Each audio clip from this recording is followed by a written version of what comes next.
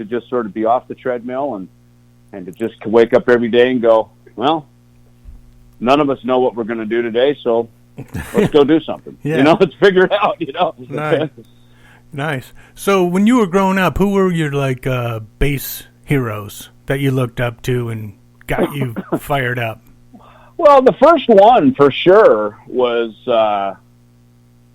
probably C.F. Turner, Fred Turner from Bachman Turner Overdrive. Oh, okay. And that Not Fragile, Not Fragile was the needle drop on the Not Fragile album. When the famous song from that record was You Ain't Seen Nothing Yet, which I used to hear as a kid long before I picked up an instrument. That record came out in 1974, and I didn't start playing until 1976. And so, but that needle drop and the picture inside the gatefold of the Not Fragile record, seeing Fred Turner playing his black and white Rickenbacker 4001, I just went, that looks friggin' cool. And, again, around the same time, Steve Priest from Sweet. Oh, yeah. Ballroom Blitz and then, Fox on the Run. Oh, yeah. Love Is Like Oxygen, Little Willie. All these songs were on the radio when I was a kid, and I didn't really even understand I just knew an electric guitar looked cool. It was thin. It just looked sexy. It looked cool. And it seemed like the cool guys all played them. You know what I mean? Yeah. And, even around that same time, Dee Murray, who played bass in Elton John, I remember my brother had the Goodbye Yellow Brick Road record. And Dee Murray, there's a photo of him sitting on the grass with his electric bass sitting next to him, and I just looked at that, and there's something about the bass that just called to me, and I just went, that is a freaking cool instrument, I loved it. It was long, it had these 4 fat, long strings on it, and, and I wouldn't realize till later when I picked it up, started playing, and got in the room jamming with my buddies that although the guitar players might be louder than me, because their amplifiers were louder than mine, I noticed that when the bass played, it got heavy, and it got big and warm. And when the bass dropped out, it got thin, and it got kind of lonely. So I realized, the bass player was kind of the guy that brought it all together, and made it sound full and rich and deep, and now even today, as we play big arenas and stadiums, it's like, man, when the bass comes in, it just frickin' rattles the rafters, man. Yeah, exactly. It's a warmth. It wraps around you. It's sort of this indescribable frequency that just comes up and wraps itself around you and makes you feel like everything's going to be okay. Nice. So where's this album going to be available? It'll definitely be available digitally. In fact, you can go to Bandcamp right now, to the Ellefson Bandcamp portal, and you can actually even buy... You can do a pre-order on the record, and you can buy the 2 tracks that are out right now, Wasted and Free Will Burning. And then we are also manufacturing CDs and vinyl. It'll probably it'll definitely be a double vinyl, and it'll probably be it might even be a double CD. I don't know. We got to see where it clocks in at right now. We're literally finishing the mastering this week. Oh, okay. So yeah, but yeah, it's a lot of tunes, and there might be a couple of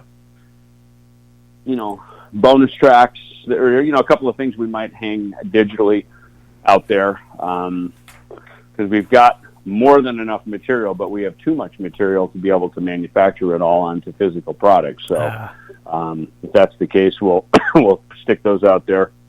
We'll stick those out there digitally. And I think it's kind of the beauty of the digital domain is that you can have some things sitting out there, in a different format. And quite honestly, that's good right now because, let's face it, stores have closed. As if record shops weren't in enough trouble, then COVID hits. Yeah. And, so physical products, you can always get things through our EMP merch store, empmerch.com. We'll always have stuff available there as well. Oh. Physical product. Yeah. Cool. I like the cover, what you did with you took the Def Leppard, the Def Leppard's first album cover, and did a few modifications, except I'm afraid that bass neck is going to get some damage to those frets when it semi hits a pothole or something, Well, it's funny because I even took that picture. It was actually on my dining room table, and I sat there with my iPhone and took the photo, and then we had to digitally fly it in.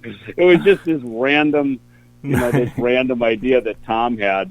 because he wanted to surprise me with it, and I thought, and he said, look, this is our homage to that record, and because he knows how much that record meant to me, right as I was getting into, again, Ace of Spades, the first 2 Iron Maiden records, I started hearing about Diamond Head, Tank, all these, new wave of British heavy metal bands, and then my drummer walked in the door at rehearsal on the farm. I was probably 15, and he walked in the door with On Through the Night, and he was just freaking out. He goes, dude, check this band out.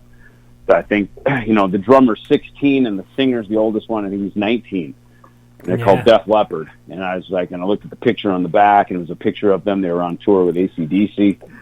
And I just looked at it, and then I heard the record, and not only did it sound amazing, but their age just made it all feel like I could do it. Like it was possible for me to really do this now, And, right after that, I set my sights on moving to California, and for the next 2 years, I just angled my whole life to move to L.A., and which I did 5 days after I graduated high school. And that, that Def Leppard record, took rock stardom it put it in my hands and made it approachable and possible. Whereas before that, rock stardom was kind of a poster on my wall and maybe a dream. But Def Leppard made it a reality for me. Nice. Well, we're out of time here, so I guess we're gonna play Free Will Burning. Can you tell us anything about how this one came about? Sure. Well, look, Judas Priest is probably the first heavy metal band that I heard. When I got one day, I came home with the Unleashed in the East album. Oh, yes. And again, the needle dropped with Exciter. I was just like, oh wow. Shit. Yep. This is a new day. What I mean? Everything about it. The double bass drumming, the bass playing was so solid. The guitar tones were huge, and then of course Rob Halford. I mean, every guy in that band was just phenomenal, And it changed my life. I mean, that record opened my eyes and ears in my life to what heavy metal is, and from there, I'd go back and get Hellbent for Leather, and discovered Stained Class and Sad Wings of Destiny and all the rest of it, but and then also British Steel, so like I was definitely on the Judas Priest train, and Free Will Burning is a song that was special to Tom. It was one that because again he's 10 years younger than me. So for me, my Judas Priest was Unleashed in the East and that era. Yeah. And for Tom, he was more, Ram It Down, in that, that era. And by then I was already living in L.A. Megadeth was up and running, so I was paying more attention to my own career probably than buying records from some of the other bands that I was, I wasn't buying Iron Maiden and Judas Priest records and stuff at that point because I was deep in the Megadeth world, but, I was certainly well aware of the song. And so that song really was, Wasted was for me and Free Will Burning was for Tom. Nice. And to have our friend Jason McMaster from Dangerous Toys singing on it. Yeah, he's such a cool guy. His band Watchtower opened for Megadeth on the, I believe the Killing Is My Business tour when we were going through Texas years ago. Okay. And so we've been kind of lifelong career friends, and Dave McClain, who former Machine Head, now Sacred Reich drummer, dear friend. He also played on my previous record, Sleeping Giants. So cool. A good friend and just a phenomenal drummer. Cool. So yeah, that's Free Will Burning. All right. Well, we're going to spin that. Thanks a lot, Dave. Appreciate your time. You're welcome. Yep. Good to chat.